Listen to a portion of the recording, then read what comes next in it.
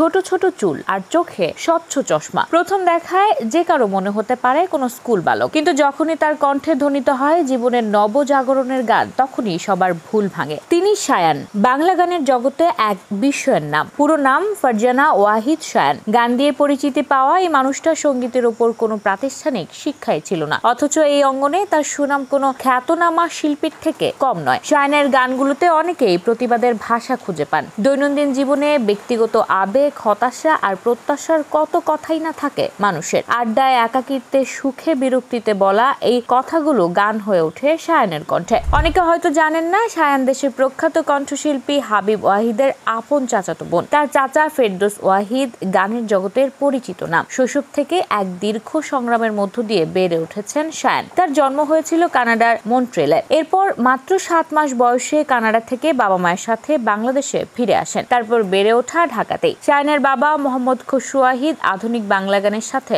যুক্ত ছিলেন। অন্যদিকে মা নাজমা বানু সঙ্গীত ভুবনের সাথে সরাসরি জড়িত না থাকলেও ছিলেন আত্মিকভাবে। শায়ানের বয়স যখন মাত্র 5, তখন তার বাবা মায়ের বিচ্ছেদ হয়ে যায়। এরপর তার মায়ের একান্ত প্রচেষ্টা এবং স্নেহময় ভালোবাসায় বেড়ে ওঠেন তিনি। এছাড়া ঘরোয়াভাবে সাংস্কৃতিক পরিবেশের মাঝে বেড়ে ওঠায় শায়ানের জীবন ও মনোজগৎ অনেকটা প্রভাবিত হয়েছে। তার দাদা ওয়াহিদ উদ্দিন আহমেদ ছিলেন সংস্কৃতি মনা মানুষ। দাদার অনুপ্রেরণাতেই 10-12 বছর বয়স থেকে গানের সাথে শায়ানের সখ্যতা শুরু হয়। তিনি গানও লিখতেন, তবে গান লেখার শুরুটা বেশ মজার ঘটনা দিয়ে। শায়ানের বয়স তখন 14 বছর। সবচেয়ে কাছের বান্ধবী যার প্রেমে পড়েছিল, সে গান লিখতে পারত। শায়ানের মনে ধারণা জন্ম নিল বান্ধবী দূরে চলে যাচ্ছে। সেখান থেকেই গান লেখা শুরু। পরবর্তী 5-6 বছর কেটেছে প্রেমের গান লিখে। এরপর 1997 সালে 21 বছর বয়সে মনোবিজ্ঞানে উচ্চশিক্ষা গ্রহণের জন্য তিনি পাড়ি জমান কানাডার টরন্টোতে। কিন্তু সেখানে কোর্স শেষ না করেই 2001 সালে ফিরে আসেন বাংলাদেশে। 2004 সালে শায়ানের জীবন নতুন ভাবে শুরু হয়েছিল। সে বছর তিনি বিয়ে করেন মীর মুবাশশির আহমেদকে। কিন্তু এখন আর তাদের সম্পর্ক নেই। 2012 সালের বিবাহ বিচ্ছেদের মধ্য দিয়ে দীর্ঘ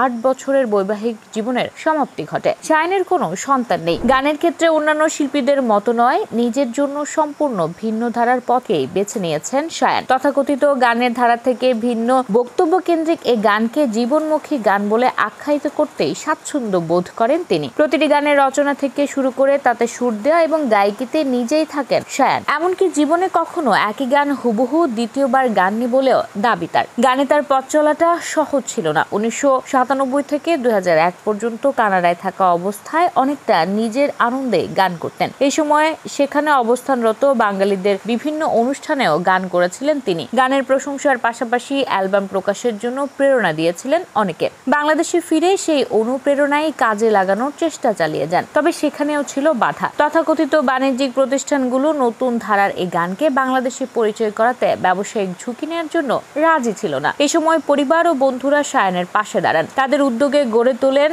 সঙ্গীত কোম্পানি গান পোকা। এখান থেকে 2008 সালে তার প্রথম গানের অ্যালবাম শায়ানের গান প্রকাশিত হয়। 2017 সালে ইগল মিউজিক থেকে প্রকাশিত হয় তার সর্বশেষ গানের অ্যালবাম কিছু বলো। ক্যারিয়ারের প্রথম থেকে শায়ান বিভিন্ন ধরনের মানবাধিকার প্রতিষ্ঠানের সাথে ঘনিষ্ঠভাবে কাজ করে চলেছেন। সঙ্গীত ও আইনি অভিজ্ঞতার মাধ্যমে সমাজকে ইতিবাচকভাবে পরিবর্তনের চেষ্টা চালিয়ে যাচ্ছেন তিনি। শায়ানের এই প্রচেষ্টা এখনো চলমান আছে, সামনেও অব্যাহত থাকবে।